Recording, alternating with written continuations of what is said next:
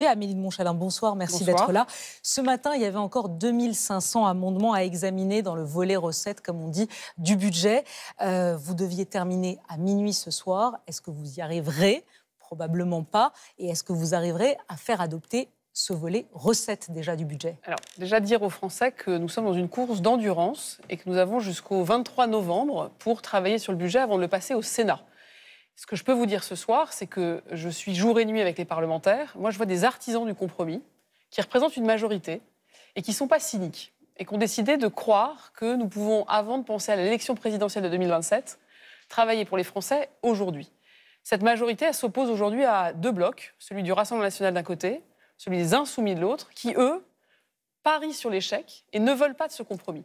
Ce que je peux vous dire, et c'est une annonce, c'est que le Premier ministre et tout le gouvernement s'engagent à ce que ce qui est fait aujourd'hui comme travail et qui est assez inédit, qui prend son temps, parce que nous sommes dans une situation où nous avons renoncé au 49.3, tous les amendements votés, le gouvernement s'engage, selon les configurations politiques qui le permettront, de les transmettre au Sénat. C'est important ce que je vous dis, parce que ce qu'on fait, ce n'est pas une mascarade, ce n'est pas du théâtre. Oui, parce que beaucoup de gens disent, ça sert à quoi? Ils discutent, ils font des compromis, mais à la fin, ça ne marchera pas. À la fin, moi je vous dis, on a renoncé au 49.3.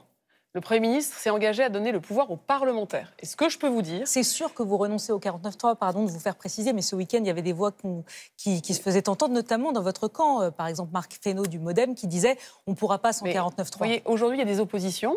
Il y a effectivement des partis qui veulent s'engager. Ensemble, on arrive, sujet par sujet, à trouver des compromis. Évidemment, quand vous écoutez ce que j'appelle les arnaqueurs, les illusionnistes, le RN ou LFI, qui votent des choses totalement incohérentes, eux, ce qu'ils veulent, c'est que ça déraille, c'est que ça s'arrête.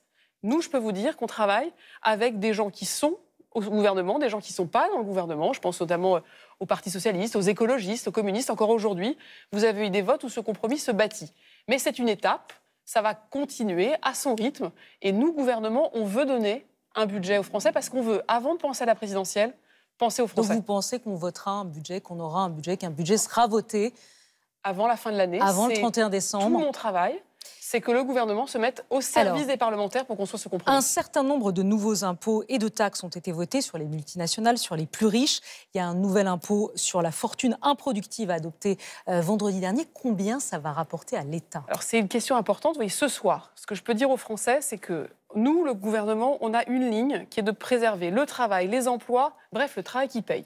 D'un côté, on a une augmentation de à peu près 3 milliards d'euros des impôts payés par les multinationales, les 400 entreprises les plus grandes de France. On a aussi une baisse de 3 milliards d'euros qui a été votée pour les PME, les plus petites et moyennes entreprises. Donc vous voyez, ça c'est intéressant, c'est un chemin déjà de compromis. Pour les ménages, c'est moins 3 milliards d'euros qui ont été votés et c'est aussi 5,5 milliards d'euros des plus fortunés qui vont être mis à contribution.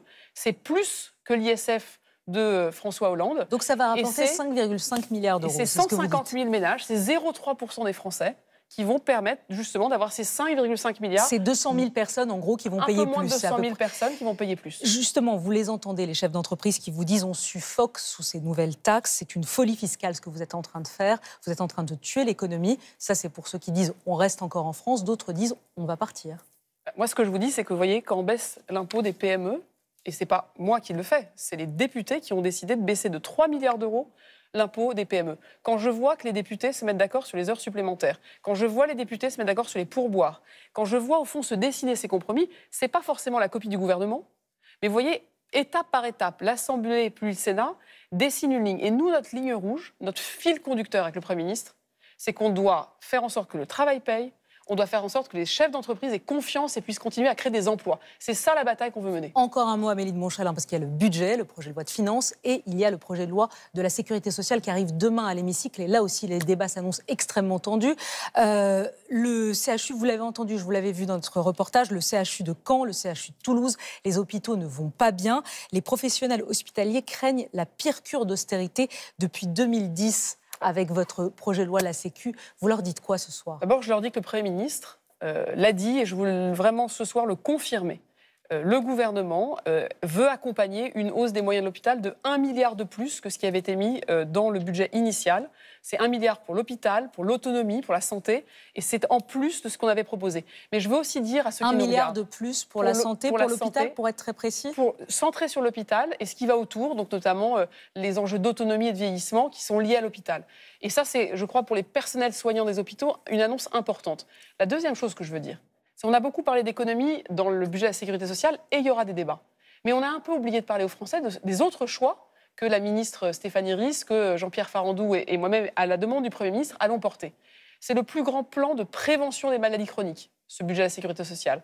C'est le plus grand plan de soutien à la santé mentale. C'est 4 500 recrutements dans les EHPAD. C'est aussi un très grand soutien à ce qu'on appelle France Santé, pour que tous les Français aient près de chez eux un médecin qui puisse les accueillir quand il y a une urgence. C'est enfin, vous savez, pour la retraite des femmes et aussi pour le congé de naissance, un accompagnement de notre sujet démographique de vieillissement et d'accompagnement des familles. Amélie de Montchalin, vous annoncez 1 milliard de plus pour l'hôpital, et c'est bien, mais comment vous allez le financer?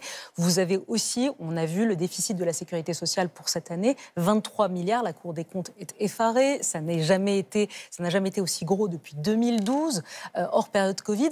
Comment vous le financez, le milliard? C'est pour ça, vous savez, qu'on a mis sur la table un certain nombre de propositions qui vont être débattues, parce que ce que vous dites, Madame Salamé, je pense que c'est la conviction de tous les Français. Les Français veulent être bien soignés, ils veulent continuer à être bien soignés, et nous aussi. Mais pour être bien soignés, il faut qu'on arrive à ce qu'on ait du financement et qu'on ait des politiques de santé adaptées. Donc vous leur dites que vous allez payer plus cher votre santé? Non, ça veut dire que, par exemple, on va faire des vrais efforts sur le prix des médicaments avec les laboratoires pharmaceutiques.